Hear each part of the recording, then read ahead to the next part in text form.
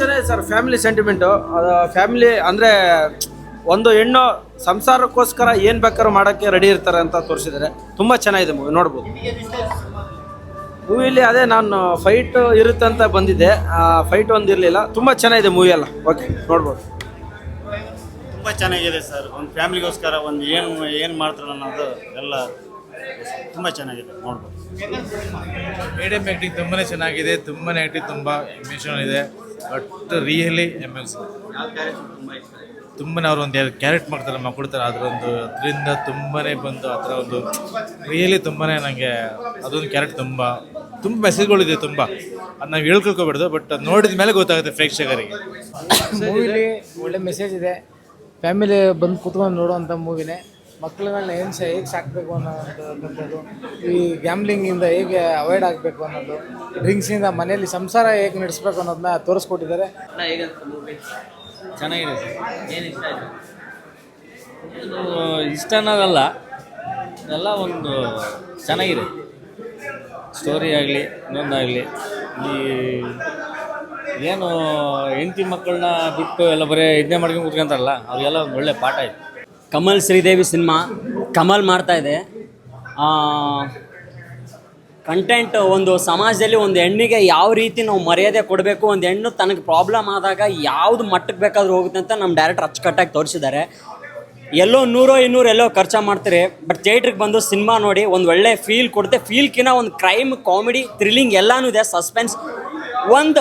ಒಂದೇ ಒಂದು ಕ್ಯಾರೆಕ್ಟರ್ ಇಟ್ಕೊಂಡು ಇಡೀ ಸಿನಿಮಾನ ತಿರುಗಿಸ್ಬೋದು ಗಿರ್ಗಿಟ್ಲೆ ಅಂತ ತೋರಿಸಿದ್ದಾರೆ ನಮ್ಮ director V Sunil Kumar sir.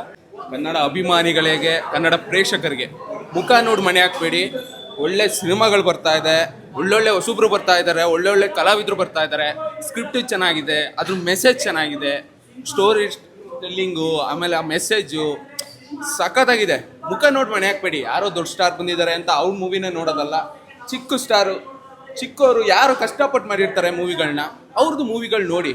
ನಾವು ನಮ್ಮ ಕನ್ನಡ ಸಿನಿಮಾ ಬೆಳೆಸಬೇಕು, ಬೇರೆಯವ್ರು ಬಂದು ಬೆಳೆಸಲ್ಲ. ಇಲ್ಲಿ ಕರ್ನಾಟಕದಲ್ಲಿ ನಾವೇ ಬೆಳೆಸಬೇಕು.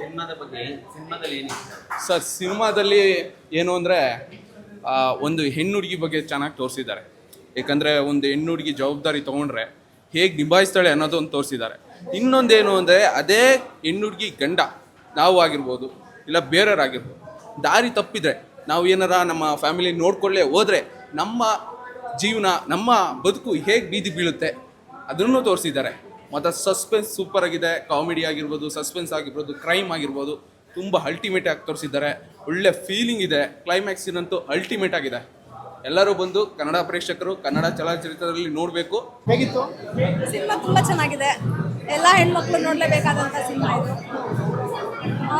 ಒಂದು ತನ್ನ ಮಗುಗೋಸ್ಕರ ತಾಯಿ ಏನೆಲ್ಲ ಕಷ್ಟಪಡ್ತಾಳೆ ಅನ್ನೋದು ಈ ಒಂದು ಸಿನಿಮಾದ ಮುಖಾಂತರ ತೋರಿಸಿದ್ದಾರೆ. ಎಲ್ಲರಿಗೂ ಧನ್ಯವಾದಗಳು. ಸಿನಿಮಾ ಚಿತ್ರತಂಡಕ್ಕೆ ಧನ್ಯವಾದಗಳು. ಏನು ಇಷ್ಟ ಆಯಿತು? ಹೀರೋಯಿನ್ ಕ್ಯಾರೆಕ್ಟರ್ ತುಂಬ ಇಷ್ಟ ಆಯಿತು.